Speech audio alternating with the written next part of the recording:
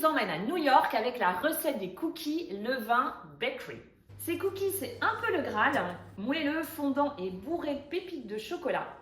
Alors je vous montre ça de plus près, regardez-moi cette texture. Bon, ils sont super moelleux, mais aussi croustillants à l'extérieur et surtout très très gourmands.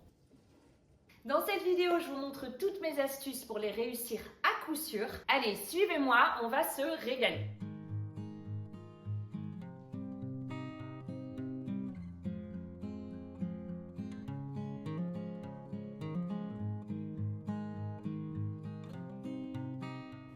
On commence par le beurre, il doit être à température ambiante, donc ni trop dur, ni trop mou.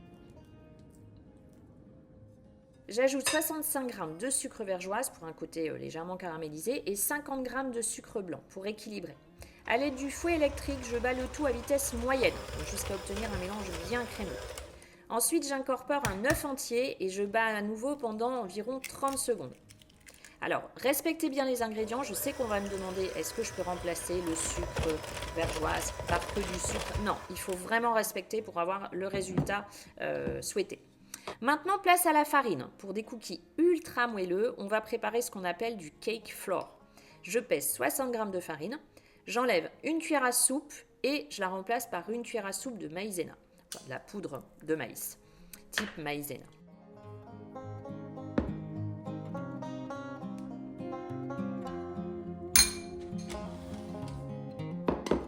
Je mélange bien. Et je tamise 3 à 4 fois. Donc plus on tamise, plus la texture sera légère.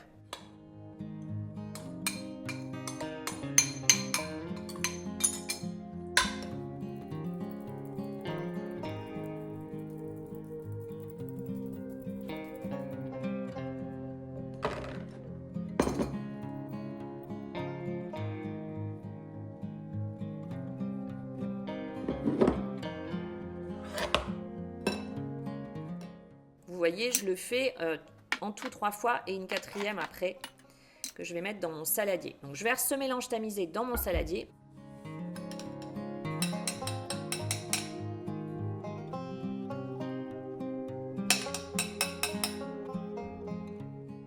J'ajoute 90 g de farine supplémentaire, une pincée de sel, une demi-cuillère à café de levure chimique et une demi-cuillère à café de bicarbonate. Ces 2 derniers ingrédients vont aider nos cookies à bien lever et à être bien aérés. Passons au meilleur, le chocolat. J'utilise 175 g de pépites, mais moi je préfère casser du chocolat en gros morceaux pour un côté ultra gourmand. Et pour les noix, la recette originale demande des noix, mais aujourd'hui j'ai opté pour un mélange de noix de macadamia et de noisettes. C'est croquant, fondant et ça apporte une touche d'originalité. À l'aide d'une maryse, je mélange délicatement sans trop travailler la pâte.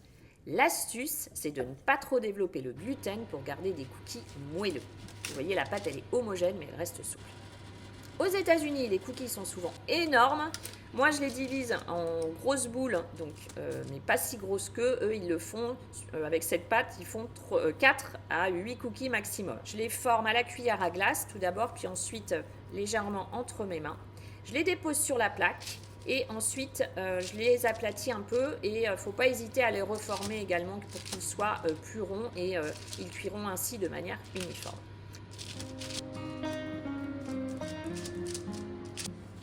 Je les enfourne dans mon four déjà préchauffé à 170 degrés.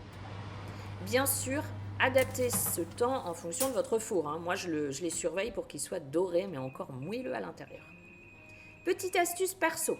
Dès la sortie du four, je les dépose sur mon plan de travail et à l'aide d'un cercle, je les fais tourner pour les arrondir parfaitement. Alors c'est facultatif, mais ça donne un rendu pro. Et tant qu'ils sont chauds, j'ajoute également quelques pépites de chocolat supplémentaires et des noix, si vous le souhaitez, en plus pour un côté encore plus gourmand.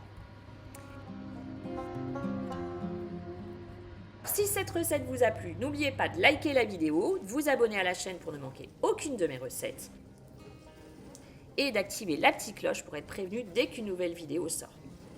Et dites-moi en commentaire, vous les préférez avec quelle noix? À très vite pour une nouvelle recette gourmande.